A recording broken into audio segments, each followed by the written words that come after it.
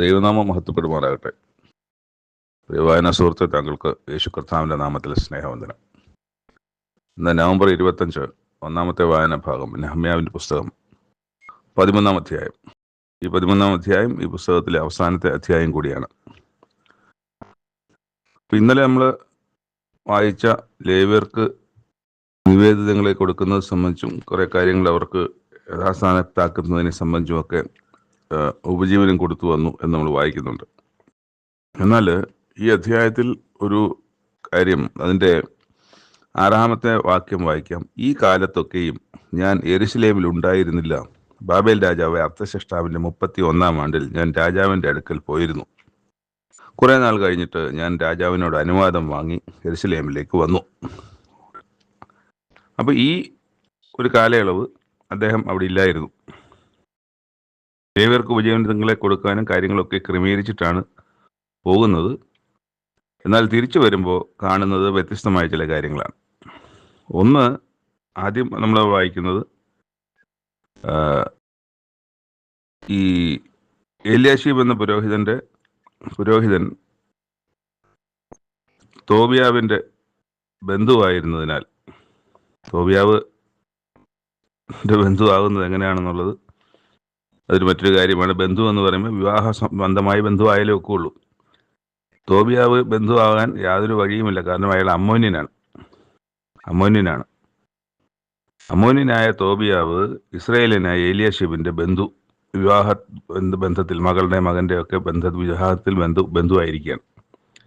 ഇതിൽ ആദ്യം തന്നെ വായിക്കുന്നത് അമ്മോന്യരും മോവാബ്യരും ദൈവത്തിൻ്റെ സഭയിൽ ഒരു നാളും പ്രവേശിക്കരുത് എന്ന ഒരു ദൈവകൽപ്പന അവിടെ അവർ വായിക്കുകയാണ്. അങ്ങനെ കാരണം അവിടെ പറയുന്നുണ്ട്, അവർ ഇസ്രായേലിലേക്ക് കനാൻ ദേശത്തേക്ക് വരുന്ന സമയത്ത്, മിസ്രൈമിൽ നിന്ന് ഈജിപ്തിൽ നിന്ന് വരുന്ന സമയത്തേക്ക് അവർക്കെതിരെ നിന്നവരാണെന്നോ അവരെ ഇസ്രായേൽ മക്കളെ എതിരേൽക്കാതെ അവരെ ശപിക്കേണ്ടതിന് ബിലിയാമിനെ കൂലിക്ക് വിളിച്ചവരാണ്. പക്ഷേ ബിലിയാമിനെ കൂലിക്ക് വിളിച്ചെങ്കിലും ബിലിയാമിൻ്റെ നാവിൽ നിന്ന് ശാപം വരുവാൻ ദൈവം ഇടയാക്കിയില്ല. ബിലിയാമിൻ്റെ വായിൽ നിന്ന് പറഞ്ഞ് വാ തുറന്നപ്പോഴൊക്കെയും അനുഗ്രഹമാണ് ദൈവം വരുത്തിയത് എന്നുള്ളത് അവർ കണ്ടു. ഈ എല്യാശീബിൻ്റെ ബന്ധു എന്ന് പറയുന്ന തോബിയാവും സൻബല്ലത്തും നമുക്കറിയാം. അവർ രണ്ടുപേരും സംബന്ധിച്ച് അതിലൊരു ആളാണ് ഈ തോബിയാവ്. ആ തോബിയാവ് എല്യാശീബ് പുരോഹിതൻ്റെ ബന്ധു. അയാളുടെ ദേവാലയത്തിൽ കുന്തിരുക്കം, ഉപകരണങ്ങൾ, സംഗീതക്കാർക്കും വാതിൽക്കാർക്കും വേണ്ടി നിയമിച്ച ധാന്യം, വീഞ്ഞ്, എണ്ണ, ദശാംശം തുടങ്ങിയ വെച്ചിരുന്ന അറയുണ്ടായിരുന്നു. അറയെന്ന് പറഞ്ഞാൽ വലിയ മുറിയാണ്, വലിപ്പമുള്ളതാണ്. ആ അറ ഈ തോബിയാവിന് കൊടുത്തു. അപ്പോൾ ഒരു മുറി, ദേവാലയത്തിനകത്തൊരു മുറി ഇസ്രായേലിനല്ലാത്ത ഒരുവന്, അല്ലെങ്കിൽ അവിടെ താമസിക്കാൻ പുരോഹിതന്മാർക്കൊക്കെ ആണല്ലോ അതിനകത്ത് താമസിക്കാനുള്ളത്, അല്ലാതെ പുറത്തുനിന്നാർക്കും അതിനകത്ത് താമസിക്കേണ്ട കാര്യമില്ല. ഒരു മുറി അവിടെ കൊടുത്തു, താമസിക്കാനും ഓഫീസ് നടത്താനും ഒക്കെ. അപ്പം ഇദ്ദേഹം വരുമ്പോൾ കാണുമ്പം ഈ എലിയാശീബ് തോബിയാവിൻ്റെ ഈ കൊടുത്ത മുറി അത് വൃത്തിയാക്കി, അവിടുന്ന് വീട്ടു സാമാനങ്ങളൊക്കെ എടുത്ത് വെളിയിൽ കളഞ്ഞ് അതിനെ വിശുദ്ധീകരിച്ച് അതിനകത്ത് എന്തൊക്കെയാണോ നേരത്തെ വെച്ചിരുന്നത് ആ കാര്യങ്ങളൊക്കെ വെക്കാൻ വേണ്ടിയിട്ട് ആ അറ അല്ലെങ്കിൽ ആ മുറി അത് യഥാസ്ഥാനപ്പെടുത്തു. പിന്നെ വേറൊരു കാര്യം കണ്ടത്, ലേവ്യർക്ക് ഉപജീവനമൊക്കെ ചെയ്തു കൊടുത്തിട്ടാണല്ലോ ഇദ്ദേഹം ഇവിടുന്ന് പോകുന്നത്. പക്ഷെ ലേവ്യർക്ക് ഉപജീവനം ആലയത്തിൽ നിന്ന് കൊടുക്കാതെ വന്നപ്പോഴത്തേക്ക് അവർ തൊഴിലുകളിലേക്ക് പോയി. അവരുടെ ആടുകളെ മേയ്ക്കാനും മറ്റു പണിക്കുമൊക്കെ അവർ പോകുന്നതാണ് കാണുന്നത്. നിലത്തിൻ്റെ പണിക്കുമൊക്കെ പോയി. അപ്പോൾ അത് കണ്ടിട്ട് അവരെ പ്രമാണിമാരെ ശാസിച്ചു. നിങ്ങൾ ദൈവാലയത്തെ ഉപേക്ഷിച്ച് കളഞ്ഞ എന്ത് എന്ന് ചോദിച്ചു. അവരെല്ലാം കൂട്ടി വരുത്തി പിന്നെ യഥാസ്ഥാനത്താക്കി അവർ കൊടുക്കേണ്ട ദശാംശം, പിന്നെ അവർക്ക് കൊടുക്കേണ്ട ധാന്യം, എണ്ണ, വീഞ്ഞ് ഒക്കെ ദേവാലയത്തിൽ നിന്ന് കൊടുക്കാൻ തക്കവണ്ണം ക്രമീകരിച്ചു. ഇതെല്ലാം ഞാൻ ചെയ്തു എന്ന് തന്നെയാണ്, ഇതെല്ലാം ഞാൻ എന്ന രീതിയിലാണ് ഇദ്ദേഹം എഴുതിയിരിക്കുന്നത് എന്ന് നമ്മൾ ആദ്യമേ കണ്ടല്ലോ. ഞാൻ ഈ ചെയ്ത പ്രവൃത്തികളൊക്കെ എൻ്റെ നന്മയ്ക്കായിട്ട് ഓർക്കണമേ. ഞാൻ ദൈവത്തിൻ്റെ ആലയത്തിനും ഇതിലെ ശുശ്രൂഷയ്ക്കും വേണ്ടി ചെയ്ത എൻ്റെ സൽപ്രവൃത്തികൾ മായിച്ചു കളയരുത്. അപ്പോൾ എപ്പോഴും ദൈവജനം അല്ലെങ്കിൽ ഈ ദൈവത്തിൻ്റെ ദാസന്മാർ, ദൈവത്തിൻ്റെ അഭിഷിക്തന്മാർ, നെഹമ്യാവ് പോലുള്ള ആളുകളൊക്കെ എല്ലാവരും ഈ കാര്യങ്ങളെല്ലാം ദൈവത്തിന് പ്രസാദകരമായി ചെയ്ത് ദൈവത്തിൻ്റെ പ്രസാദം ലഭിക്കാനാണ്, ദൈവത്തിൻ്റെ നന്മ ലഭിക്കാനാണ്, ദൈവത്തിൻ്റെ അനുകൂലം എപ്പോഴും ഉണ്ടാകാൻ വേണ്ടിയാണ് ഇതൊക്കെ ചെയ്യുന്നത്. അപ്പോൾ അങ്ങനെ ദൈവം ഇവിടെ അത് തന്നെയാണ് പറയുന്നത്, എൻ്റെ ദൈവമേ എനിക്കായി ഓർക്കണമേ, എനിക്ക് നന്മ ചെയ്യണമേ എന്ന് തന്നെയാണ് പ്രാർത്ഥിക്കുന്നത്. അത് കഴിഞ്ഞ് കണ്ട വേറൊരു വിഷയം, ശബത്ത് നാളിൽ ഈ യെരൂശലേമിൻ്റെ കോട്ടയ്ക്കകത്തും അവിടെയൊക്കെ പുറം ജാതികളും ഒക്കെ മീന്, മറ്റ് ധാന്യങ്ങൾ, എണ്ണ, വീഞ്ഞൊക്കെ വിൽക്കാൻ കൊണ്ടിരുന്നത് കാണുന്നുണ്ട്. അതുമാത്രമല്ല, യെരൂശലേമ്യർ അല്ലെങ്കിൽ യഹൂദർ അത് വാങ്ങുന്നതും കാണുന്നുണ്ട്. അപ്പോൾ അത് അവരെ ശാസിച്ചു, ഇനി ഇവിടെ ഇങ്ങോട്ടൊന്നും കൊണ്ടുവരരുത്, ശബത്തുനാൾ നിങ്ങൾ അശുദ്ധമാക്കി ദോഷം ചെയ്യുന്നത് എന്ത് എന്ന് ഇവരോടും ചോദിച്ചു. അവരെ അതിൽ നിന്ന് വിലക്കുകയും ചെയ്തു. എന്നിട്ട് ശബത്തുനാളിൽ അകത്ത് ഒന്നും വരാതിരിക്കാൻ വേണ്ടിയിട്ട് ആ ഒരു ദിവസം വാതിൽ കാവൽക്കാർ പറഞ്ഞിട്ട് അവർക്ക് ഇത് അടച്ചിട്ടു, വാതിലിനടുക്കെ ചില ആൾക്കാരെ നിർത്തി.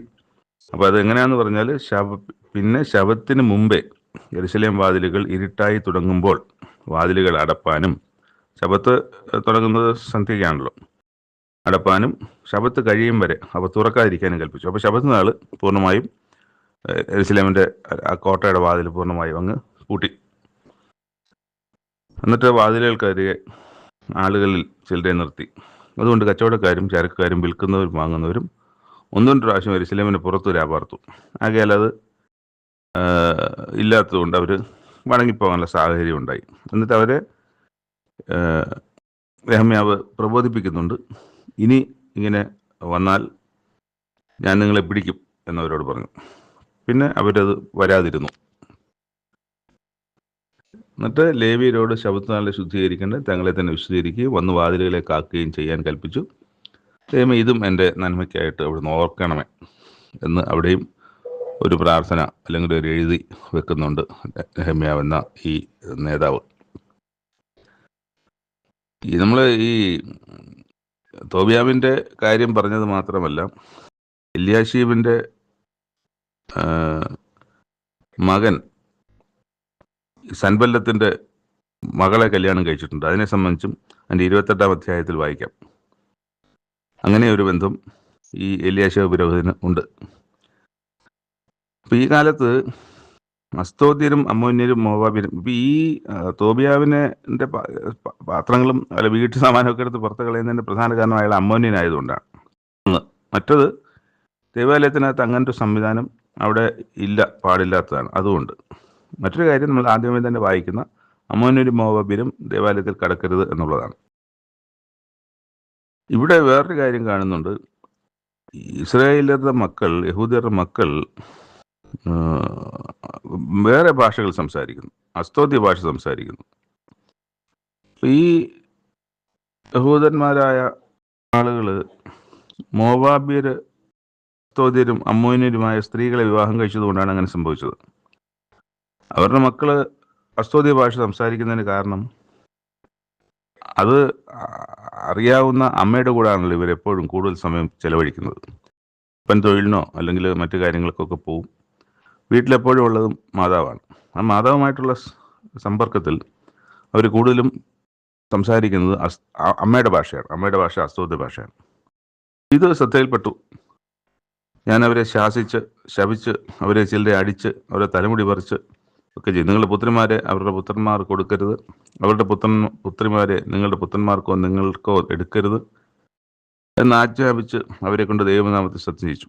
അപ്പം ഇത് ദൈവകൽപ്പനയാണ്, വേദപുസ്തകത്തിലുള്ള കാര്യമാണ്. അതാണ് അദ്ദേഹം ഇവിടെ വീണ്ടും ആവർത്തിക്കുകയും അവരെ കൊണ്ട് സത്യം ചെയ്യിക്കുകയും ചെയ്യുന്നത്. എന്നിട്ട് പറയാൻ, ഇസ്രായേൽ രാജാവായ ശലോമൻ ഈ കാരണത്തിലാണ് പാപം ചെയ്യാൻ കാരണം. അത് അദ്ദേഹം അനേക സ്ത്രീകളെ വിവാഹം കഴിക്കുകയും അന്യജാതിക്കാരത്തികളെ വിവാഹം കഴിക്കുകയും അവരവരുടെ ദൈവത്തിൻ്റെ ആലയത്തിലേക്കും അവരുടെ ആരാധനയിലേക്കും അവരുടെ വിശ്വാസത്തിലേക്കും ഒക്കെ ശലോമൻ രാജാവിനെ വലിച്ചഴിക്കാൻ ഇടയായി, അല്ലെങ്കിൽ കൊണ്ടുപോകാനിടയായി.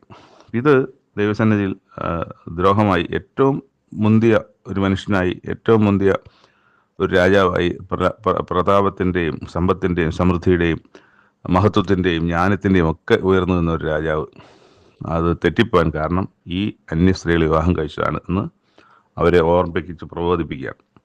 എന്നിട്ട് അത് കഴിഞ്ഞിട്ട് ഞാൻ ഈ പറഞ്ഞല്ലോ സൻബല്ലത്തിൻ്റെ മരുമകനാണ് ഈ പറഞ്ഞ എലിയാശീബിൻ്റെ മകൻ എന്ന് പറഞ്ഞല്ലോ. അതുകൊണ്ട് ഞാൻ അവനെ എൻ്റെ അടുക്കൽ നിന്ന് ഓടിച്ചു കളഞ്ഞു. എൻ്റെ ദൈവമേ, അവർ പൗരോഹിത്യത്തിൻ്റെയും ലേവ്യരുടെയും നിയമത്തെയും മലിനമാക്കിയിരിക്കുന്നത് അവർക്ക് കണക്കിടണമേ. ഇങ്ങനെ ഞാൻ അന്യമായതൊക്കെയും നീക്കി അവരെ ശുദ്ധീകരിക്കുകയും പുരോഹിതന്മാർക്കും ലേവ്യർക്കും ഓരോരുത്തരും താൻ തൻ്റെ വേലയിൽ ശുശ്രൂഷക്രമം സമയങ്ങൾക്ക് വിറകും വഴിപാടും ആദ്യഫലം ഒക്കെ നിയമിക്കുകയും ചെയ്തു. എൻ്റെ ദൈവമേ, ഇത് എനിക്ക് നന്മയ്ക്കായിട്ട് ഓർക്കണം. ഈ വാക്യം പ്രാർത്ഥനയോടെയാണ് ഈ പുസ്തകം തന്നെ അവസാനിക്കുന്നത്. നമ്മളിവിടെ ആകെ കാണുന്നൊരു കാര്യം, ദൈവാലയത്തിൻ്റെ അപ്പോൾ ഒരു സ്ഥാപനത്തിൻ്റെ അതിൻ്റെ ചുറ്റുമുള്ള മതിലിൻ്റെ കാര്യങ്ങളെ സംബന്ധിച്ചൊക്കെയാണ് എരിവോടിരിക്കുന്നതെങ്കിലും ഇതൊന്നും ഒരു ആലയത്തെ അല്ല, മറിച്ച് ആലയത്തിൻ്റെ നാഥനായിരിക്കുന്ന ദൈവത്തിൻ്റെ കൽപ്പനകളും വചനങ്ങളും അടിസ്ഥാനമാക്കിയാണ്. അവിടെയാണ് അത് ഈ ആലയവുമായി ബന്ധപ്പെട്ട് കിടക്കുന്നത് കൊണ്ട് ആലയത്തിലെ കാര്യങ്ങളും കൂടെ ആലയവും വിശുദ്ധീകരിച്ചുകൊണ്ട് മാത്രമേ മുമ്പോട്ട് പോകുള്ളൂ. നമുക്ക് ഇത് ആലയമായി കാണുമ്പോൾ ഒരു ഫിസിക്കൽ ഒരു കൺസ്ട്രക്റ്റഡ് ഒരു സംഗതിയായി കാണുമ്പോൾ കൺസ്ട്രക്റ്റഡ് അല്ലാത്ത, നമ്മളാരും കൺസ്ട്രക്ട് ചെയ്യാത്ത, ദൈവത്താൽ നിർമ്മിക്കപ്പെട്ട ഒരു ശരീരമാണ് നമ്മുടെ ഓരോരുത്തരുടെയും ശരീരം. അപ്പം ഇന്ന് നമ്മൾ കാണുന്ന ആലയം എന്ന് പറയുന്നത് ഏതെങ്കിലും സ്ഥലത്ത് നിർമ്മിക്കപ്പെട്ട ഒരു ആലയത്തെ സംബന്ധിച്ചല്ല, നമ്മുടെ ശരീരമാകുന്ന ആലയത്തെ സംബന്ധിച്ചാണ്. അപ്പോൾ ഈ ശരീരമാകുന്ന ആലയമായിട്ട് ബന്ധമില്ലാതെ നമുക്ക് ദൈവികമായ ഒരു കൽപ്പനയും അനുസരിക്കാനോ സ്വീകരിക്കാനോ വായിക്കാനോ പോലും ഒക്കില്ല. ഈവൻ വായിക്കണമെങ്കിൽ പോലും ഈ ശരീരം നമുക്ക് ആവശ്യമുണ്ട്. അപ്പോൾ ഈ ശരീരവുമായിട്ട് ബന്ധം, അപ്പോൾ നമ്മൾ ഈ കണ്ട യെരൂശലേം ദേവാലയം എന്ന് പറയുന്ന കാര്യത്തിൻ്റെ ഓരോ കാര്യത്തിനും വേണ്ടി ശുഷ്കാന്തിയോടെ എരിവോടെ നെഹമ്യാ എന്ന ഈ പുരുഷൻ ചെയ്ത കാര്യങ്ങളൊക്കെയും നമ്മുടെ ശരീരവുമായിട്ട് ബന്ധപ്പെട്ട് നോക്കുമ്പോൾ അതെല്ലാം കൃത്യമായി ആയിരുന്നു എന്നുള്ളത് നമുക്ക് മനസ്സിലാക്കാം. അപ്പം അങ്ങനെ യെരൂശലേം ദേവാലയത്തിൽ ശുദ്ധീകരിക്കുന്നു, നമ്മുടെ ശരീരങ്ങളെ ശുദ്ധീകരിക്കുന്നു. യെരൂശലേം ദേവാലയത്തിൽ നിത്യം എപ്പോഴും കത്തിക്കൊണ്ടിരിക്കുന്ന ഒലിവിൻ്റെ എണ്ണയും വിളക്കും ഒക്കെ ഉണ്ടെങ്കിൽ നമ്മുടെ ഉള്ളവും എപ്പോഴും ദൈവത്തിൻ്റെ വചനമെന്ന എണ്ണയാൽ കത്തിക്കൊണ്ടേയിരിക്കണം. ഇത് എല്ലാം കണക്റ്റഡ് ആണ്. ദേവാലയവും യെരൂശലേം ദേവാലയവും നമ്മുടെ ശരീരമാകുന്ന ദൈവത്തിൻ്റെ മന്ദിരവും. ആ തരത്തിൽ അത് കാണുകയും ഇത് തികച്ച ഒരു ദേവാലയം എന്ന ഫിസിക്കൽ ഒരു കാര്യങ്ങളുടെ അത് വെറും കാര്യമല്ലേ? ആലയം ഒരു കെട്ടിടം മാത്രമല്ലേ? ആ കെട്ടിടത്തിന് എത്രയും പ്രാധാന്യം കൊടുക്കണോ, ശുദ്ധീകരിക്കണോ? മറിച്ച് ദൈവത്തിൻ്റെ കൽപ്പനകളല്ലേ. ഈ കൽപ്പനകളെല്ലാം ഈ ആലയവുമായി ബന്ധപ്പെട്ടാണ് കിടക്കുന്നത്. ഈ ആലയമില്ലെങ്കിൽ കൽപ്പനയ്ക്ക് ഒരു കാര്യവുമില്ല. നമ്മുടെ ശരീരമില്ലെങ്കിൽ, നമ്മളില്ലെങ്കിൽ ഈ കൽപ്പനയ്ക്കൊന്നും ഒരു കാര്യവുമില്ല. അപ്പോൾ ആ തരത്തിൽ അതിനെ കാണുകയും ഇദ്ദേഹം നെഹമ്യാവ് എന്ന ദൈവത്തിൻ്റെ ദാസൻ ചെയ്തതുപോലെ നമ്മുടെ ശരീരങ്ങളെ, നമ്മുടെ ദൈവത്തിൻ്റെ മന്ദിരമായ നമ്മുടെ ശരീരത്തെ നന്നാക്കുക, വിശുദ്ധീകരിക്കുക, തെറ്റുകൾ കുറ്റങ്ങൾ വന്നാൽ ഏറ്റുപറയുക, ഉപേക്ഷിക്കുക, ശരിയാക്കുക. ഈ വചനങ്ങളൊക്കെ അതിനുതകണം. പുറത്തുനിന്ന് ഒരാൾ വന്ന് നമ്മളെ ശാസിക്കാനിടയാകാതെ നമ്മൾ തന്നെ ഈ പുസ്തകത്തിലെ വചനങ്ങളിലൂടെ അത് കണ്ടും തിരിച്ചറിഞ്ഞും ഈ യെരൂശലേം ദേവാലയം എങ്ങനെയാണ് വിശുദ്ധീകരിക്കാൻ വേണ്ടി അദ്ദേഹം അധ്വാനിച്ചത്, അതുപോലെ നമ്മളും നമ്മുടെ ശരീരമാവുന്ന മന്ദിരങ്ങളെ വിശുദ്ധീകരിക്കുവാൻ എപ്പോഴും ശുഷ്കാന്തിയുള്ളവരായിരിക്കണം എന്നുള്ളതാണ് ഈ ഒരു 13 അധ്യായമുള്ള ഈ പുസ്തകത്തിൽ നിന്ന് ഗ്രഹിക്കാൻ കഴിയുന്ന ഏറ്റവും പ്രാധാന്യമുള്ള പ്രധാന കാര്യം. രണ്ടാമത്തെ വായനാഭാഗം ആമോസ് പ്രവചനം 5-ാം അധ്യായം. ഇവിടെയും നമ്മൾ കഴിഞ്ഞ ദിവസങ്ങൾ കാണുന്നത് തന്നെയാണ്, വീണ്ടും അതിൻ്റെ തുടർച്ച തന്നെയാണ് കാണുന്നത്. ഇവിടെ തുടക്കം തന്നെ ഇസ്രായേൽ ഗ്രഹമേ എന്ന് വിളിച്ചുകൊണ്ടാണ്. ആദ്യം വാക്യം തന്നെ നമുക്ക് സങ്കടം തരുന്നൊരു വാക്യമാണ്. അത് പറയുന്നത്, നിങ്ങളെക്കുറിച്ച് വിലാപം ചൊല്ലുന്ന ഈ വചനം. ആര് വിലാപം ചൊല്ലുന്നു? ഞാൻ നിങ്ങളെക്കുറിച്ച് വിലാപം ചൊല്ലുന്ന ഈ വചനം.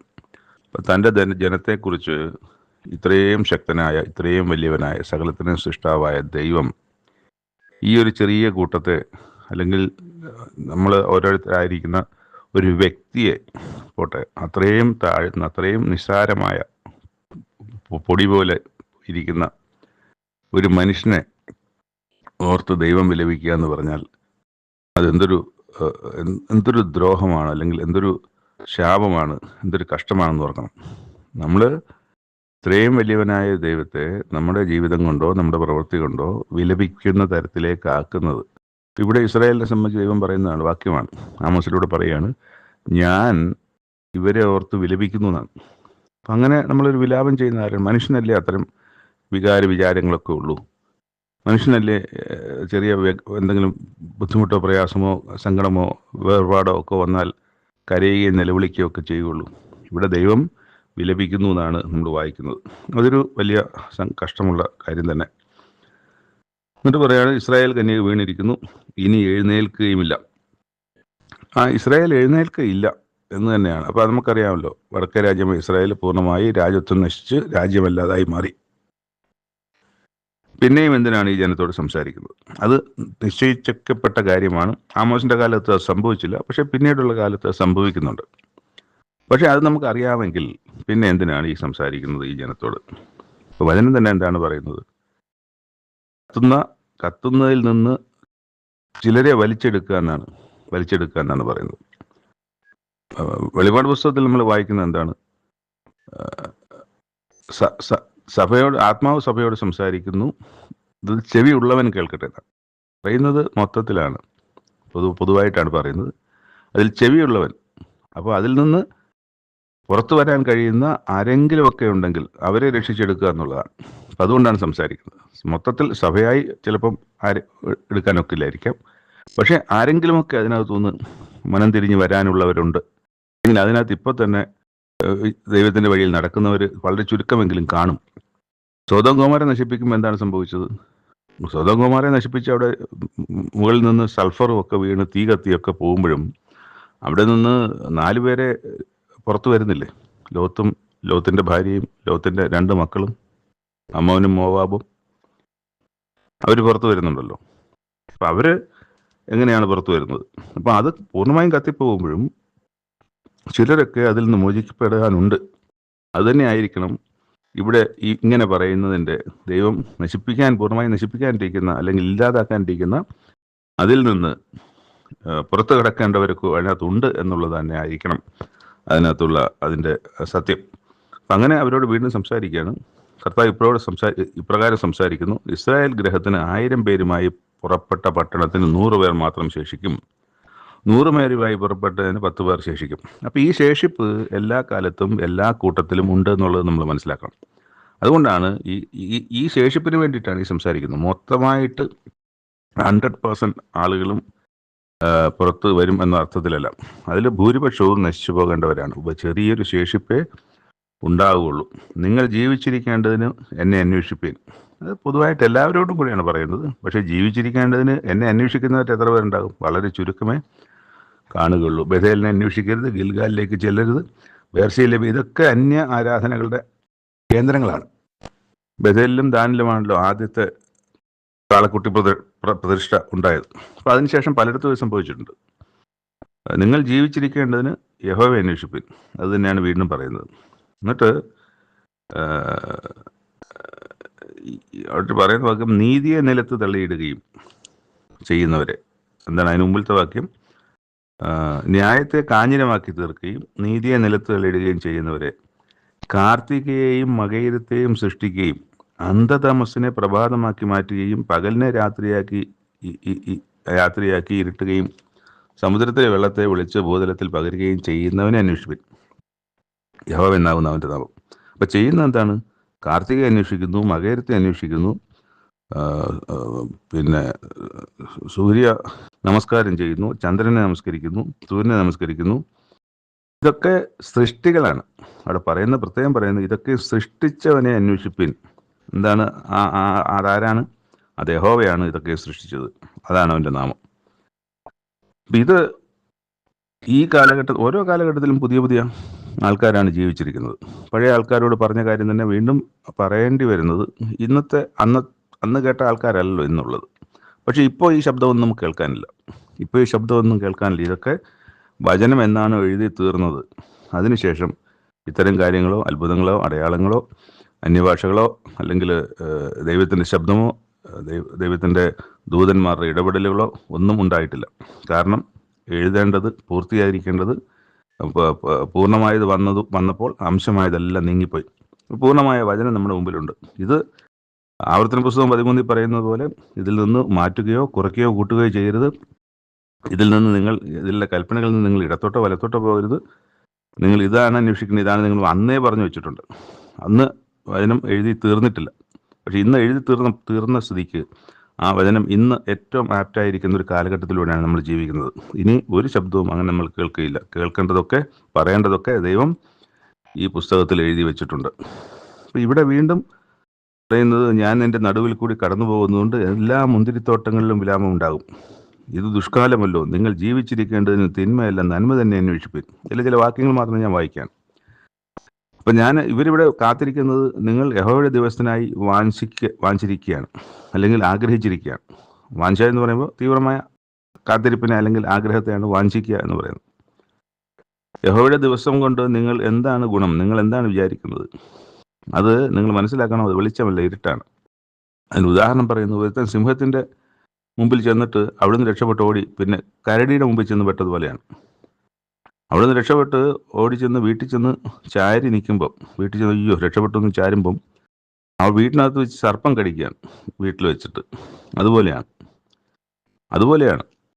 അപ്പോൾ യഹോവയുടെ ദിവസം വെളിച്ചമല്ല, ഇരുൾ തന്നെയല്ലോ, ഒട്ടും പ്രകാശമില്ലാതെ അന്ധതമസ് തന്നെ. അത് വരുമ്പോൾ അതിനകത്ത് രക്ഷിക്കപ്പെടുന്നവർ വിശുദ്ധന്മാരായ നീതിമാന്മാർ മാത്രമാണ്. ബാക്കി എല്ലാവരും താഴടിയായി പോകും എന്ന് തന്നെയാണ് വചനം നമ്മൾ ഓർപ്പിക്കുന്നത്. നിങ്ങളുടെ ഉത്സവങ്ങളെ ഞാൻ ദേഷിച്ച് നിരസിക്കുന്നു. കാരണം ഇത് ദൈവത്തിൻ്റെ ഉത്സവം, യഹോവയുടെ ഉത്സവം എന്നും പറഞ്ഞ് നടത്തിയാൽ പോലും ദൈവം അതിനെ പ്രസാദിക്കുന്നില്ല. കാരണം അവർ ദൈവത്തിൻ്റെ ആലയത്തിലും ദൈവത്തിൻ്റെ യഹോവയിലും അതുപോലെ തന്നെ അന്യദൈവങ്ങൾക്കും ഒരുപോലെ അവർ ധൂപം കാട്ടുകയും പ്രാർത്ഥിക്കുകയും ചെയ്യുന്നവരാണ്. അതുകൊണ്ട് ഒരിക്കലും ദൈവത്തെയും മമ്മൂനിനെയും ഒരുമിച്ച് സേവിക്കാനൊക്കത്തില്ല. അപ്പോൾ ദൈവം തന്നെ അവരെ തള്ളിക്കളയും. അത് ആണ് അവിടെ പറയുന്നത്. യഹോവയുടെ ദിവസം വെളിച്ചമല്ല, ഇരുൾ തന്നെയല്ലോ, ഒട്ടും പ്രകാശമില്ലാത്ത അന്ധതമസ് തന്നെ. നിങ്ങളുടെ ഉത്സവങ്ങളെ ഞാൻ ദേഷിച്ച് നിരസിക്കുന്നു. നിങ്ങളുടെ സഭായോഗങ്ങളിൽ എനിക്ക് പ്രസാദമില്ല. നിങ്ങൾ എൻ്റെ സഭായോഗങ്ങളിലും വരും, അവിടുത്തെ സഭായോഗങ്ങളിൽ വരും. നിങ്ങൾ എനിക്ക് ഹോമയാഗങ്ങളും ഭോജനയാഗങ്ങളും അർപ്പിച്ചാലും ഞാൻ പ്രസാദിക്കുകയില്ല. തടിച്ച മൃഗങ്ങൾ കൊണ്ടുള്ള അപ്പോൾ നമ്മൾ തെറ്റായ വഴികളിൽ നടന്ന് ഇനി എത്ര ആയിരം രൂപ ആലയത്തിൻ്റെ ഭണ്ഡാരത്തിൽ കൊണ്ടിട്ടാലും നമ്മളിൽ അത് ദൈവം പ്രസാദിക്കില്ല. കാരണം നമ്മൾ ചെയ്യുന്ന കാര്യങ്ങൾ വേറെയാണ്. ഇവിടുത്തെ പ്രധാന സംഗതി അന്യദൈവങ്ങളുടെ പുറകെ പോകുന്നതാണ്. അല്ലാതെ ദൈനംദിനം ഒരു മനുഷ്യനെ ചീത്ത വിളിക്കുന്നതോ അല്ലെങ്കിൽ ദേഷ്യം വരുമ്പോൾ എന്തെങ്കിലും ചെയ്യുന്നോ അത്തരം കാര്യങ്ങളെ സംബന്ധിച്ചല്ല. അതൊക്കെ എല്ലാ മനുഷ്യർക്കും സംഭവിക്കാവുന്നതാണ്. സംഭവിച്ചാൽ അത് തെറ്റിപ്പോയി മനസ്സിലാക്കിയത് തിരുത്തേണ്ട ആവശ്യം അവരവർക്കുള്ളതാണ്. എന്നാൽ അതല്ല. ദൈവത്തെ തന്നെ മറന്നു കളയുന്ന തെറ്റുകൾക്ക് യാതൊരുവിധ ക്ഷമയും ഇല്ല എന്നുള്ളതാണ്. അത് ദൈവത്തിൻ്റെ കൽപ്പനയിൽ ഒന്നാമത്തെയാണ്. ഞാനല്ല നിങ്ങൾക്ക് അന്യദൈവങ്ങൾ ഉണ്ടാകരുത് എന്ന് തന്നെയാണ്. അതിനപ്പുറത്തെ ബാക്കി എല്ലാ കൽപ്പനകളും ആദ്യത്തെ കൽപ്പന അതാണ്. ദൈവജനം ഈ ദൈവത്തെ എങ്ങോട്ടും പോകാൻ പാടില്ല. ഈ ദൈവം തന്നെയായിരിക്കണം എന്നും അന്നും ജീവിതത്തിൻ്റെ അവസാനം വരെ. അതിലെന്തെങ്കിലും കലർപ്പ് വന്നാൽ അത് ശാപത്തിന് കാരണമായി തീരും. എനിക്ക് നിങ്ങളുടെ ഭോജനങ്ങളും ഒന്നും ഇഷ്ടമല്ല. തടിച്ച മൃഗങ്ങൾ ഒന്നും കാര്യമില്ല. നിങ്ങളുടെ പാട്ടുകളുടെ സ്വരം, വീണാനാദം ഒന്നും ഞാൻ കേൾക്കില്ല. ഒന്നുമില്ല, എനിക്ക് പ്രസാദമില്ല. എന്നാൽ ന്യായം വെള്ളം പോലെയും നീതി പറ്റാത്ത തോട് പോലെയും കവിഞ്ഞൊഴുകട്ടെ.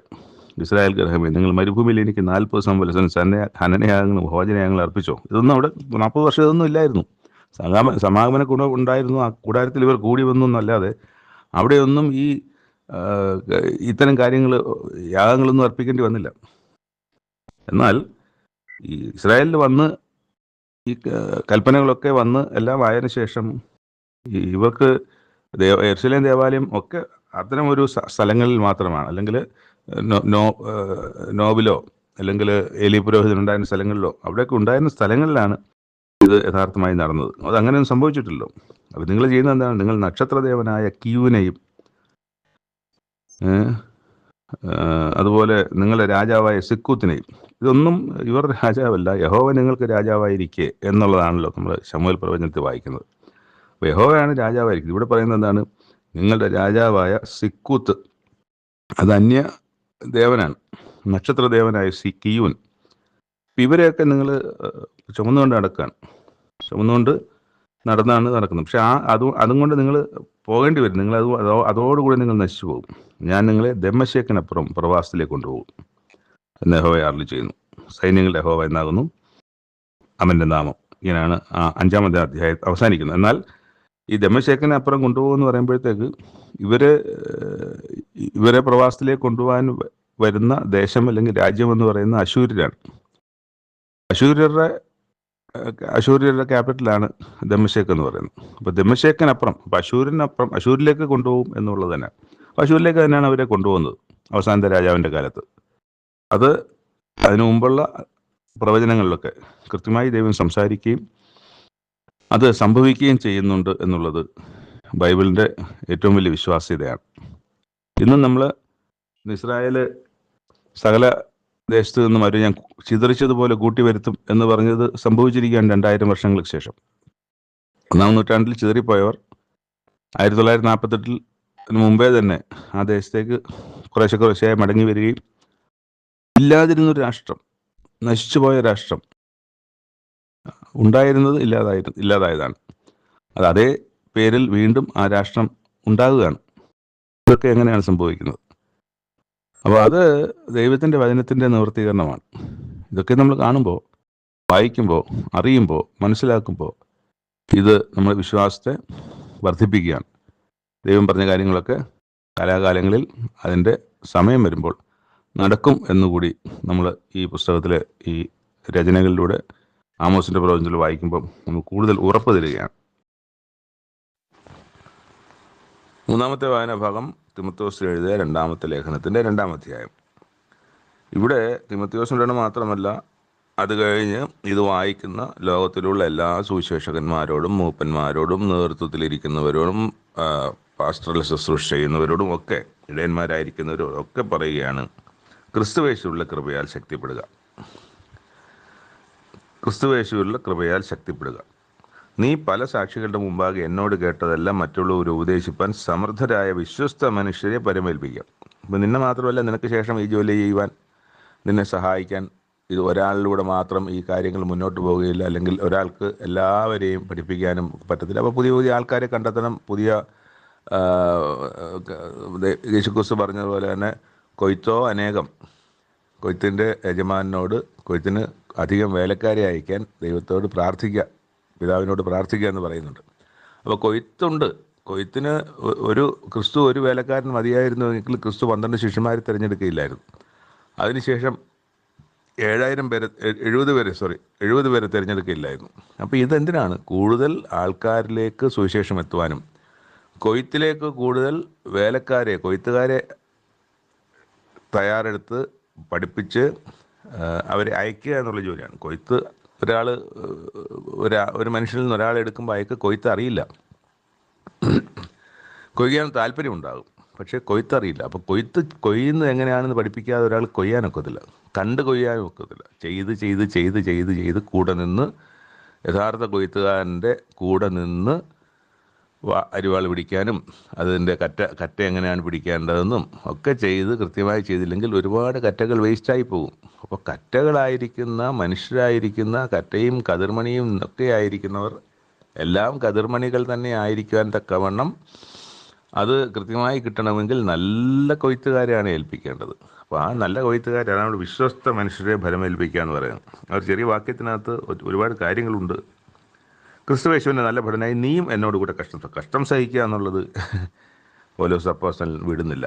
അപ്പോൾ അത് പറയുന്നത് കഷ്ടം സഹിക്കാം. കഷ്ടം അത് പറയുന്നത് നല്ലതാണ്. കാരണം നമ്മൾ ഈ വേലയുമായിട്ടൊക്കെ മുമ്പോട്ട് പോകുമ്പോൾ കഷ്ടം വരുമ്പോൾ ഇതെന്താണ്, ഞാൻ ദൈവത്തിന് വേണ്ടി ഇങ്ങനെ ചെയ്യുന്നു, ഞാൻ ദൈവം പറഞ്ഞിട്ടാണല്ലോ ചെയ്യുന്നത്, ദൈവം എന്നെ സഹായിക്കുന്നില്ല, അല്ലെങ്കിൽ ദൈവം എന്നെ ഈ കഷ്ടങ്ങളിൽ നിന്ന് വിടുവിക്കുന്നില്ല, കഷ്ടം എനിക്ക് വരുന്നല്ലോ എന്നൊക്കെ പറഞ്ഞാൽ നമ്മൾ ഇതൊക്കെ ഇട്ടിട്ട് പോകാൻ സാധ്യത. അപ്പോൾ ഇത് നമുക്ക് അറിഞ്ഞിരിക്കണം, കഷ്ടമുണ്ടോ എന്നുള്ളത് നമ്മൾ മനസ്സിലാക്കി തന്നെ മുമ്പോട്ട് പോകണം. അപ്പം തന്നെ വചനം നമുക്ക് ആശ്വാസം തരുന്നത്. കഷ്ടമുണ്ട്, ഞാൻ കഷ്ടത്തെ ജയിച്ചിരിക്കുന്നു എന്ന് യേശുക്രിസ്തു പറഞ്ഞ വാക്ക് നമുക്ക് ആശ്വാസം പകരും. യേശുക്രിസ്തു പോലും കഷ്ടം അനുഭവിച്ചിരിക്കുന്നു. പിന്നെ നമ്മൾ അനുഭവിക്കുന്ന അതിൻ്റെ 10,000-ൽ 1 കഷ്ടം. എന്ത് കഷ്ടം! എന്ന് ചിന്തിക്കാൻ ഈ ഉപദേശം സഹായിക്കും. അതാണ് വചനത്താൽ അന്യോന്യം ആശ്വസിപ്പിച്ചുകൊള്ളൂ എന്ന് പറയുന്ന വാക്യം. ഇതാണ് ആ വചനമാണ് നമുക്ക് ആശ്വാസം. എന്താ വചനം? ഞാൻ ലോകത്തിൽ കഷ്ടമുണ്ട്, ഞാൻ കഷ്ടത്തെ ജയിച്ചിരിക്കുന്നു എന്ന് പറയുന്ന വാക്യം നമുക്ക് കേൾക്കുമ്പോൾ ആശ്വാസം തരും. അതുകൊണ്ട് നമുക്ക് ഇവിടെ പൗലോസ് അപ്പോസ്തലൻ തിമോഥെയോസിനോട് പറയുന്ന പോലെ കഷ്ടമുണ്ട് എന്നുള്ള കാര്യം 100% ഉറപ്പ്. പടചേർത്തവനെ പ്രസാദിപ്പിക്കുന്ന യാതൊരു പടയാളിയും ജീവന കാര്യങ്ങളിൽ ഇടപെടാതിരിക്കുന്നു. ഒരുത്തൻ മല്ല് കെട്ടിയാൽ ചട്ടപ്രകാരം മല്ല് കെട്ടി പടയാളി ഒക്കെ ഇട്ട് ഇറങ്ങിയിട്ട് പടച്ചട്ടയും കാൽച്ചെല്ലയും ഇട്ട് കഴിഞ്ഞിട്ട് അത് ഇട്ടുകൊണ്ട് നേരെ വീട്ടിൽ പോയി മത്തി മേടിച്ച് കൊടുക്കാൻ പോയാൽ ശരിയാവുമോ? അരി മേടിച്ച് കൊടുക്കാൻ പോയാൽ ശരിയാവുമോ? പടയ്ക്കിറങ്ങിയാൽ പിന്നെ പട, അത് തീരുന്നവരെ എത്ര ദിവസമായാലും എത്ര മാസമായാലും പട തീരുന്നവരെ പട തന്നെ എന്ന് പറഞ്ഞതുപോലെയാണ് ഇവിടെ പറയുന്നത്. അങ്ങനെ ഇറങ്ങി പുറപ്പെട്ടാൽ പിന്നെ തിരിച്ചു നോക്കരുത്. അധ്വാനി കൃഷിക്കാരനാകുന്നു ആദ്യം ഫലം അനുഭവിക്കേണ്ടത് എന്നും അവിടെ പറയുന്നുണ്ട്. കർത്താവ് സകലത്തിലും നിനക്ക് ബുദ്ധി നൽകുമല്ലോ. ദാവീദിൻ്റെ സന്തതിയായി ജനിച്ചിട്ട് മരിച്ചിട്ട് ഉയർത്തെഴുന്നേറ്റിരിക്കുന്ന യേശുക്രിസ്തുവിനെ ഓർത്തുകൊള്ളുക, അതാകുന്നു എൻ്റെ സുവിശേഷം. അത് അറിയിക്കുന്നതിൽ ഞാൻ ദുഷ്പ്രവർത്തിക്കാരൻ എന്നതുപോലെ ചങ്ങല ധരിച്ച് കഷ്ടം സഹിക്കുന്നു. ദൈവവചനത്തിനോ ബന്ധനമില്ല. അതുകൊണ്ട് ക്രിസ്തുയേശുവിലുള്ള രക്ഷ നിത്യ തേജസ്സോടെ ബ്രദർമാർക്ക് കിട്ടേണ്ടതിന് ഞാൻ അവർക്കായി സകലവും സഹിക്കുന്നു എന്ന് പറഞ്ഞാൽ എന്താ? നീയും അവനോ അതുപോലെ സഹിക്കാനാണ്. നാം അവനോടുകൂടി മരിച്ചുവെങ്കിൽ കൂടെ ജീവിക്കും, സഹിക്കുന്നുവെങ്കിൽ കൂടെ വാഴും. നാം തള്ളിപ്പറയുന്നുവെങ്കിൽ അവൻ നമ്മയും തള്ളിപ്പറയും. നാം അവിശ്വസ്തരായി തീർന്നാലും അവൻ വിശ്വസ്തനായി പാർക്കുന്നു. തൻ്റെ സ്വഭാവം ത്യജിക്കാൻ ദൈവത്തിന് കഴിയുകയില്ലല്ലോ. ഈ വചനം വിശ്വാസയോഗ്യമാകുന്നു. അപ്പം അങ്ങനെ ഒരു ദൈവവേലക്കാരന് വേണ്ട കാര്യങ്ങളൊക്കെയും അവിടെ കൃത്യമായി തന്നെ വളരെ നമുക്ക് ശരിക്കും ഓരോ വാക്യവും ഇഴകീറി പരിശോധിച്ച് നമ്മുടെ ഹൃദിസ്ഥമാക്കേണ്ട വാക്യങ്ങളാണ്. കാരണം നമ്മൾ സുവിശേഷം അറിയിക്കാനോ മറ്റു കാര്യങ്ങൾക്കൊക്കെ പോകുമ്പോൾ നമുക്ക് വളരെ ധൈര്യം തരുന്ന, വളരെ ബലം തരുന്ന, ശക്തി തരുന്ന, ആശ്വാസം തരുന്ന, തളർന്നു പോകാതിരിക്കാൻ കഴിയുന്ന വാക്യങ്ങൾ ഉണ്ട് ഇതിനകത്ത്. പൗലോസ് അപ്പോസ്തലൻ്റെ വാക്യങ്ങളെ ഒന്ന് ഇഴകീറി പരിശോധിക്കുന്നത് നന്നായിരിക്കും. കാരണം അതിനകത്ത് കുറച്ചുകൂടെ ഡെപ്തിൽ കാര്യങ്ങൾ ഉണ്ടാകുമെന്നുള്ള കാര്യം സംശയമില്ല. അപ്പോൾ എഴുതി ഫലിപ്പിക്കാനോ അല്ലെങ്കിൽ എഴുതി ഫലിപ്പിക്കാൻ പറ്റില്ല എന്നല്ല, പക്ഷെ അതിന് ഒരുപാട് സ്ഥലം വേണം. പൗലോസ് അപ്പോസ്തലൻ എഴുതുന്ന ഒരു സെൻറ്റൻസ് വിശദമായി പറയണമെങ്കിൽ ചില പൗലോസ് അപ്പോസ്തലന് ചിലപ്പോൾ ഒരു അധ്യായം തന്നെ വേണ്ടി വരും. അങ്ങനെ എഴുതാൻ പോയാൽ യേശുക്രിസ്തുവിനെ കുറിച്ച് ഈ പുസ്തകത്തിൽ പറഞ്ഞിരിക്കുന്ന പോലെ അവൻ ചെയ്ത കാര്യങ്ങളെല്ലാം എഴുതാൻ തുനിഞ്ഞാൽ ലോകത്തിലെ പുസ്തകങ്ങൾ മതിയായി വരികയില്ല എന്നാണ്. അപ്പോൾ അതുപോലെ കാര്യങ്ങളുണ്ട്. അപ്പോൾ എല്ലാം പുസ്തകത്തിൽ എഴുതി തീർക്കാനൊക്കത്തില്ല. നമ്മുടെ ചിന്തയും ബുദ്ധിയും അറിവും ദൈവ ബന്ധവും ദൈവപരിജ്ഞാനവും ഒക്കെ വെച്ച് ഇതൊക്കെ കൂടുതൽ ആഴത്തിൽ ചിന്തിക്കാനും ഒക്കെയും കഴിയുമെന്നുള്ളതാണ്. അവിടെ ഒരു ഹുമനിയോസും ഫിലത്തോസും എന്ന് പറയുന്ന രണ്ടാളുകളെ കുറിച്ച് പറയുന്നുണ്ട്. അവർ സത്യം വിട്ടു തെറ്റി പുനരുത്ഥാനം കഴിഞ്ഞു എന്ന് പറഞ്ഞ് ചിലരുടെ വിശ്വാസം മറിച്ച് കളയുന്നു. അപ്പോൾ ഇങ്ങനെയുള്ള ആൾക്കാരൊക്കെ സഭയിലുണ്ടാകും. പഠിച്ച വിശ്വാസം അറിഞ്ഞ വിശ്വാസത്തിനകത്ത് വീണ്ടും അവർ കാര്യങ്ങൾ ചിന്തിക്കുകയൊക്കെ ചെയ്തിട്ട് ഇതങ്ങനെയല്ല, ഇങ്ങനെയാണല്ല അങ്ങനെയാണ് എന്നൊക്കെ പറഞ്ഞ് വഴിതെറ്റും. പക്ഷെ കൂടുതൽ ആഴത്തിലേക്ക് പോകുമ്പോൾ കൂടുതലൊക്കെ പുതിയ വിശ്വാസികൾക്ക് ദൈവമക്കൾക്ക് ലഭിച്ചിട്ടുമുണ്ട്. അത്തരം പല കാര്യങ്ങളും നമുക്ക് ലഭിച്ചിട്ടുണ്ട്. മുമ്പ് പഠിച്ച കാര്യങ്ങളിൽ നിന്ന് വ്യത്യസ്തമായി കൂടുതൽ ആഴത്തിലുള്ള നല്ല ഡെപ്തുള്ള പഠനങ്ങളൊക്കെ നമുക്ക് കിട്ടിയിട്ടുണ്ട്. പക്ഷെ അതൊന്നും അടിസ്ഥാനത്തിനെ ചോദ്യം ചെയ്യുന്നതല്ല. അടിസ്ഥാനത്തിൻ്റെ മേൽ കെട്ടുന്ന പുതിയ കല്ലുകളായി, നല്ല കല്ലുകളായിട്ടാണ് അവ മാറിയിട്ടുള്ളത്. ഒരിക്കലും അടിസ്ഥാനത്തെ ത്യജിക്കുന്നതോ അടിസ്ഥാനത്തെ മാറ്റിയിട്ട് പുതിയ അടിസ്ഥാനം സ്ഥാപിക്കുന്നതോ തരത്തിലുള്ള ഒന്നുമല്ല നമ്മൾ പ്രാപിച്ചിട്ടുള്ളത്. അതിനെക്കുറിച്ച് എനിക്ക് നല്ല ബോധ്യമുണ്ട്. എങ്കിലും ദൈവത്തിൻ്റെ സ്ഥിരമായ അടിസ്ഥാനം നിലനിൽക്കുന്നു. അതാണ് കർത്താവ് തനിക്കുള്ളവരെ അറിയുന്നുവെന്നും കർത്താവിൻ്റെ നാമം ഉച്ചരിക്കുന്നവൻ എല്ലാം അനീതി വിട്ടകന്നു കൊള്ളട്ടെ എന്നും ആകുന്നു അതിൻ്റെ മുദ്ര. എന്നാൽ ഒരു വലിയ വീട്ടിൽ പൊന്നും വെള്ളിയും കൊണ്ടുള്ള സാമാനങ്ങൾ മാത്രമല്ല, സഭയ്ക്കകത്തുള്ള കാര്യത്തെ സംബന്ധിച്ച് പറയുകയാണ്. മരവും മണ്ണും കൊണ്ടുള്ളവയും ഉണ്ട്. ചിലത് മാന്യകാര്യത്തിനും ചിലത് ഹീനകാര്യത്തിനും ഉപയോഗിക്കുന്നു. അതുകൊണ്ട് ഇത് ആവശ്യമില്ലാത്തതെന്ന് പറയാൻ പറ്റുമോ? മണ്ണ് കൊണ്ടുള്ളതും മരം കൊണ്ടുള്ളതും ആവശ്യമില്ലാത്തവയാണ്, പൊണ്ണു കൊണ്ടുള്ളതും വെള്ളി കൊണ്ടുള്ളതും മാത്രമാണ് ആവശ്യമുള്ളതെന്ന് പറയാൻ പറ്റുമോ? അങ്ങനെ ഉപയോഗിച്ച് ഹീനകാര്യത്തിന് ഉപയോഗിക്കുന്നത് മോശപ്പെട്ടതാകുമോ? അങ്ങനെയില്ല. ഇവയെ വിട്ടകന്ന് തന്നെത്താൻ വെടിപ്പാക്കുന്നവൻ വിശുദ്ധനും ഉടമസ്ഥന് ഉപയോഗവുമായി നല്ല വേലയ്ക്കൊക്കെയും ഒരുങ്ങിയിരിക്കുന്ന മാനപാത്രവുമായിരിക്കും. മാനപാത്രമായിരിക്കാൻ ഹീനകാര്യത്തിന് ഉപയോഗിക്കുന്നത്, ഇപ്പം നമ്മുടെ ടോയ്ലറ്റിലൊക്കെ ഉപയോഗിക്കുന്ന സാധനം ഹീനകാര്യത്തിന് ഉപയോഗിക്കുന്നത് നമ്മൾ പറഞ്ഞാൽ തന്നെ അത് വേണ്ടാന്ന് പറയാനൊക്കില്ലല്ലോ. അപ്പം അതിനെ മാന്യമാക്കുന്നതും ദൈവമാണ്. അപ്പം മാനപാത്രമായി ഇരിക്കാൻ കഴിയും അത്തരം ഉപയോഗിക്കുന്ന ആൾക്കാർ. പക്ഷേ അത് ഹീനമായ മനസ്സോടെ ഹീനനായ പ്രവൃത്തികൾ ചെയ്ത് ഹീനമായ കാര്യമേ ഞാൻ ചെയ്യൂ എന്നുറച്ചു നിൽക്കുന്ന ചില മനുഷ്യരെക്കുറിച്ചാണ് അവിടെ പറയുന്നത്. അപ്പം അങ്ങനെയുള്ളവരെ വിട്ട് ഒഴിഞ്ഞു നിൽക്കുക എന്നും പറയുന്നുണ്ട്. ഒരുക്കിയിരിക്കുന്ന മാനപാത്രമായിരിക്കും. യൗവനമോഹങ്ങളെ വിട്ടോടി നീതിയും വിശ്വാസവും സ്നേഹവും ശുദ്ധ ഹൃദയത്തോടെ കർത്താവിനെ വിളിച്ചപേക്ഷിക്കുന്ന എല്ലാവരോടും സമാധാനവും ആചരിക്കുക. ബുദ്ധിയില്ലാത്ത മൗഢ്യതർക്കം ശണ്ട ജനിപ്പിക്കുന്നു. അതുകൊണ്ട് അത് ഒഴിഞ്ഞു നിൽക്കണം. അതിലേക്ക് നീ തലവെക്കരുത്. ബുദ്ധിയില്ലാത്ത മൗഢ്യത. അപ്പോൾ തർക്കം നമുക്ക് ഇല്ല എന്ന് തന്നെ വചനത്തിലൊരിടത്ത് പറയുന്നുണ്ട്. ഇങ്ങനത്തെ തർക്കങ്ങൾ നമുക്കില്ല. കേൾക്കുന്ന ഇപ്പം നമ്മളിപ്പോൾ സുവിശേഷം അറിയിക്കാൻ പോകുമ്പം തർക്കം വന്നാൽ നമുക്ക് അതിനകത്തൊന്നും കാര്യങ്ങൾ അറിയാൻ വേണ്ടി കൂടുതൽ ചോദിച്ചാൽ ഉത്തരം പറയാമെന്നല്ലാതെ തർക്കം പറഞ്ഞാൽ നമുക്കൊന്നും പറയാനില്ല. അപ്പം അവിടെ അത് ഉപേക്ഷിച്ച് വരിക എന്നുള്ളതാണ്. അവിടെ മനുഷ്യന് പറയുന്ന കാര്യങ്ങൾ അവനത് ഹൃദയത്തിൽ സ്പർശിക്കുന്നുവെങ്കിൽ അവനത് കേൾക്കും, അവനെ വിശ്വാസം ഏറ്റെടുക്കും. അല്ലെങ്കിൽ തർക്കിച്ചുകൊണ്ടിരുന്നാൽ അവിടെ നമുക്ക് തർക്കിച്ച് ജയിക്കാനൊന്നും നമുക്ക് ഉദ്ദേശമില്ല എന്നുള്ളതാണ്. കർത്താവിൻ്റെ ദാസൻ ശണ്ടയിടാതെ എല്ലാവരോടും ശാന്തനും ഉപദേശിപ്പാൻ സമർത്ഥനും ദോഷം സഹിക്കുന്നവനുമായി അത്ര ഇരിക്കേണ്ടത്. അത് അന്ന് തിമോഥെയോസിന് മാത്രമല്ല, ഇന്ന് ഈ കാലം അത്രയും അന്ന് മുതൽ ഇന്ന് വരെയുമുള്ള എല്ലാ ദാസന്മാരോടും ഉള്ള ഉപദേശമാണ്. ശണ്ടയിടുന്നവരാകരുത്, സമർത്ഥനായിരിക്കണം, ദോഷം സഹിക്കുന്നവനുമായി ഇരിക്കേണ്ടവനാണ്.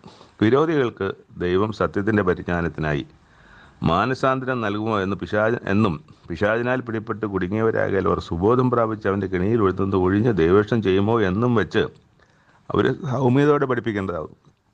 അപ്പം നമുക്കെല്ലാം അറിയാം, അവനൊന്നും അറിയില്ല. നമ്മൾ കേമന്മാർ, അവൻ മൗഢ്യന്മാർ എന്ന ധാരണയിലല്ല, മറിച്ച് അവരെ എങ്ങനെങ്കിലും രക്ഷിച്ചെടുക്കാൻ പറ്റുമോ, അവരിന്നായിരിക്കുന്ന കുടുങ്ങിയിരിക്കുന്ന തെറ്റായ ഉപദേശത്തിൽ നിന്ന്, തെറ്റായ ആരാധനയിൽ നിന്ന് യഥാർത്ഥ സത്യസുവിശേഷത്തിലേക്ക്, സത്യവിശ്വാസത്തിലേക്ക്, ജീവനുള്ള യഥാർത്ഥ ഒരേ ഒരു ദൈവത്തിലേക്ക് അവർ തിരിഞ്ഞു വരുമോ എന്നും വെച്ച് അവരോട് സൗമ്യതയോടെ പഠിപ്പിക്കേണ്ടതാവുന്നു. ഈ സെയിൽസിലും മാർക്കറ്റിങ്ങിലും ഒക്കെ പറയുന്ന ഒരു കാര്യമുണ്ട്. നിങ്ങൾക്ക് ഒരു ഉൽപ്പന്നം മാർക്കറ്റ് ചെയ്യണമെങ്കിൽ, വിൽക്കണമെങ്കിൽ ആദ്യം നിങ്ങളെ മാർക്കറ്റ് ചെയ്യണം. അല്ലെങ്കിൽ നിങ്ങൾ ഒരു കച്ചവടച്ചരക്കായി മാറിയാൽ മാത്രമേ നിങ്ങളുടെ കച്ചവടച്ചരക്ക് വിൽക്കപ്പെടുകയുള്ളൂ എന്ന്. അതാണ് ഇവിടെ പറയുന്നത്. അവിടെ നിങ്ങളെ മാർക്കറ്റ് ചെയ്യാൻ കഴിയില്ല. ഇപ്പം പറയുന്ന നിങ്ങളെ, അല്ലെങ്കിൽ പറയുന്ന എന്നെ, അല്ലെങ്കിൽ പറയുന്ന ഇത് കേൾക്കുന്ന താങ്കളെ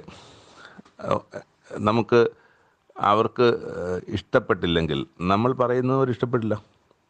നമ്മളെ മാർക്കറ്റ് ചെയ്താൽ മാത്രമേ നമുക്ക് നമ്മുടെ ഉൽപ്പന്നം മാർക്കറ്റ് ചെയ്യാൻ പറ്റൂ എന്ന് പറയുന്നത് വളരെ ഒരു തത്വമാണ്. അത് പോകുന്ന നമ്മളെ അവർക്ക് ഇഷ്ടപ്പെട്ടില്ലെങ്കിൽ, അതായത് നമ്മൾ തർക്കവും അനാവശ്യ വർത്തമാനങ്ങളും ഒക്കെ പറഞ്ഞ് നമ്മളെ വെറുപ്പിച്ചാൽ, അവർക്ക് വെറുപ്പിച്ചാൽ, അവരെ വെറുക്കുന്നതല്ല, നമ്മൾ അവരെ വെറുക്കാനല്ലല്ലോ പോകുന്നത്. നമ്മൾ പുതിയ ആൾക്കാരാണ്, അല്ലെങ്കിൽ അവരോട് ആരുടെയെങ്കിലും ഒരു കോണ്ടാക്റ്റ് വഴി, പരിചയം വഴി നമ്മൾ പോകുന്നതായിരിക്കും. അപ്പം അവർക്ക് വെറുക്കപ്പെടാൻ തക്കവണ്ണം അവരുടെ മനസ്സിനെ ഹേർട്ട് ചെയ്യുകയും അവരുടെ പഴയ വിശ്വാസത്തെ ദുഷിക്കുകയും അവരുടെ മറ്റു കാര്യങ്ങളെയൊക്കെ ഈ പുല്ലുപോലെ ആക്കുകയും ചെയ്യുന്ന വർത്തമാനങ്ങൾ നമ്മൾ വരാതെ സൂക്ഷിച്ച് നമ്മളെ അവർക്ക് ആദ്യം ഇഷ്ടപ്പെടണം. നമ്മളെ അവർക്ക് ഇഷ്ടപ്പെട്ടാൽ മാത്രമേ, നമ്മളെ അവർ അഡ്മിറ്റ് ചെയ്താൽ മാത്രമേ, നമ്മളെ അവർ അംഗീകരിച്ചാൽ, ആദ്യം വ്യക്തി എന്ന നിലയിൽ നമുക്കൊരു അംഗീകാരം കിട്ടിയാൽ മാത്രമേ നമ്മൾ പറയുന്നത് അവർ ശ്രദ്ധിക്കൂ. അപ്പം അതിന് നമ്മുടെ സൗമ്യത വളരെ പ്രധാനമാണ് എന്നാണ് ഇവിടെ പറഞ്ഞിരിക്കുന്നത്. സൗമ്യത വേണം, സൗമ്യതയോടെ അവരെ പഠിപ്പിക്കേണ്ടത്. എന്തിനു വേണ്ടിയാണ്? അവരെ പിശാചിനാൽ പിടിപെട്ട് കുടുങ്ങിയവരാകയാൽ, അത് ഉറപ്പായ കാര്യമാണ്. അവർ പിശാചിനാൽ പിടിപെട്ട് കുടുങ്ങിയിരിക്കുകയാണ്. അവർ സുബോധം പ്രാപിച്ച് ആ കെട്ടപ്പെട്ടിരിക്കുന്ന കെണിയിൽ നിന്ന്, അവിശ്വാസത്തിൽ നിന്ന്, അന്ധവിശ്വാസത്തിൽ നിന്ന് പുറത്തു വരുമോ എന്ന് വിചാരിച്ച് അവർ ദൈവേഷ്ടം ചെയ്യുമോ എന്നും വെച്ച് അവരതൊഴിച്ച് പറഞ്ഞു. അതുപോലെ ദൈവേഷ്ടം ചെയ്യുമോ, ദൈവത്തെ സ്വീകരിക്കുമോ എന്നും അറിഞ്ഞ് അവരെ സൗമ്യതയോടെ പഠിപ്പിക്കേണ്ടതുമാണ്. വളരെ അത്യാവശ്യം വേണ്ടൊരു ഉപദേശം തന്നെയാണ് ഈ അവസാനം പൗലോസ് അപ്പോസ്തലൻ തിമോഥെയോസിനോടും ശേഷം ദൈവമക്കളോടും സുവിശേഷകരോടും ഒക്കെ പറയുന്നത്. 3 വായനാഭാഗങ്ങൾ ഇവിടെ അവസാനിക്കുന്നു. നാളെ പുതിയ വായനാഭാഗമായിട്ട് നമുക്ക് വീണ്ടും കാണാം. അതുവരെയും ദൈവം നമ്മളെ സംരക്ഷിക്കട്ടെ. നമുക്ക് നന്ദിയോടെ ദൈവത്തെ ഓർക്കുകയും നന്ദിയോടെ തന്നെ എപ്പോഴും ആയിരിക്കുകയും ചെയ്യാം. Thank you.